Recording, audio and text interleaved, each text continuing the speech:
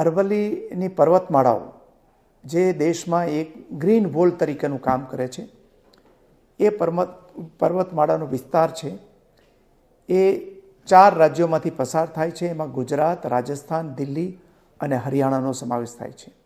અને આ કુલ વિસ્તાર છે 1,47,000 કિલોમીટરનો છે. અને એની જાળવણી થવી અત્યંત જરૂરી છે. અને એને કારણે સુપ્રીમ કોર્ટે એક કમિટી નિમીને એના અહેવાલને આધારે નિર્ણય આપ્યો છે કે જે ટેકરીઓની ઊંચાઈ 100 મીટર કરતાં વધારે છે એને અરવલ્લીની પર્વતમાળાઓ તરીકે ગણના થશે. અને 2 ટેકરીઓ વચ્ચે જો 500 મીટર કરતાં વધારે વિસ્તાર હોય તો પણ એને અરવલ્લીની પર્વતમાળા તરીકે ગણના થવાની છે.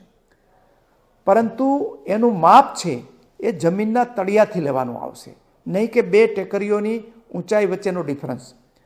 એને કારણે આ ચુકાદાને કારણે જે ટેકરીઓમાં ના આવતો હોય એવો વિસ્તાર માત્ર 2% વિસ્તાર છે. 1,47,000 ચોરસ કિલોમીટર વિસ્તારમાંથી માત્ર 2% વિસ્તાર જ આ વ્યાખ્યાની બહાર આવશે.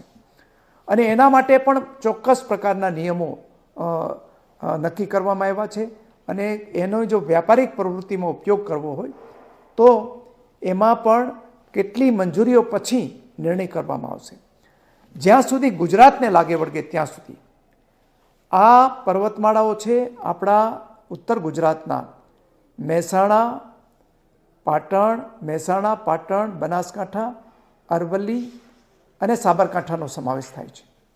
અને આ જિલ્લાઓમાં આપણે ગિરિમાળા જે છે અરવલ્લીની, એમાં કોઈ પણ જગ્યાએ ખનનની કે વ્યાપારી પ્રવૃત્તિ માટેની મંજૂરી આપી નથી અને ભવિષ્યમાં આપવાના પણ નથી. એટલે આપણને ગુજરાતને લાગે વળગે ત્યાં સુધી આ ચુકાદાથી આપણને કશો ફરક પડવાનો નથી. પહેલાં પણ આપણે આખી ગિરિમાળાને પર્વત તરીકે અને અરવલ્લી હિલ તરીકે માન્યતા આપેલી છે અને અત્યારે પણ આપણે એ માન્યતા ચાલુ રહેવાની છે. એટલે આ બાબતે જો કોઈ પ્રચાર થતો હોય તો એ પ્રચારમાં ના આવવા માટે મારી વિનંતી છે. એ ઉપરાંત આ ગિરિમાળાઓ જે છે એમાં પથરાઓ વિશેષ છે.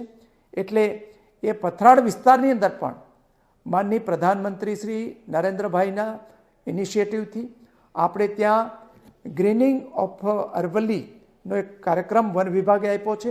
અને એ તહત દર વર્ષે આપણે સ્થાનિક જે વૃક્ષો છે એ પથરાળ વિસ્તારમાં વાવીને એને ગ્રીન કરાવવાનું કામ પણ આપણે ચાલુ રાખ્યું છે.